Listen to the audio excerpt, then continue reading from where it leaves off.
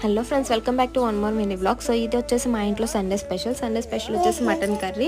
So నా స్టైల్లో mutton curry ఎలా ఉంటుందో చూసేయండి.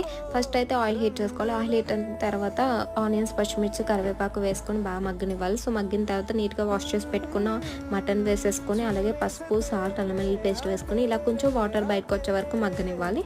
సో మటన్ ఇలా మగ్గిన తర్వాత కారం, ధనియా పొడి, గరం మసాలా, మటన్ మసాలా వేసుకుని 1 లెమన్ అయితే వేసుకుంటున్నా. సో లెమన్ ఎందుకంటే ముక్క కొంచెం టేస్ట్ ఉంటుందని చెప్పి నేను లెమన్ వేస్తాను. సో నెక్స్ట్ వాటర్ వేసేసుకుని కొంచెం కొత్తిమీర వేసుకుని మూత అయితే పెట్టేసుకున్నాను. సో 4-5 విజిల్స్ వస్తే మటన్ అయితే బాగా కుక్ అయిపోయింది.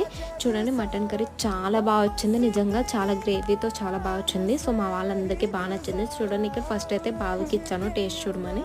సో చాలా బాగుందని చెప్పారు. ఇంకా మా వాళ్ళంతా కలిపి మేమైతే మటన్ కర్రీని అయితే ఫుల్ ఎంజాయ్ చేస్తున్నాం. సో ఉత్తిగా మటన్ ఉంటే ఏం బాగుంటుంది, దాంతోపాటు కూల్ డ్రింక్ కూడా. సో ఇంకా మా చిన్నోడు కూడా మటన్ కర్రీ అయితే తినేసాడు. ఈ వీడియో మీకు ఎలా అనిపించిందో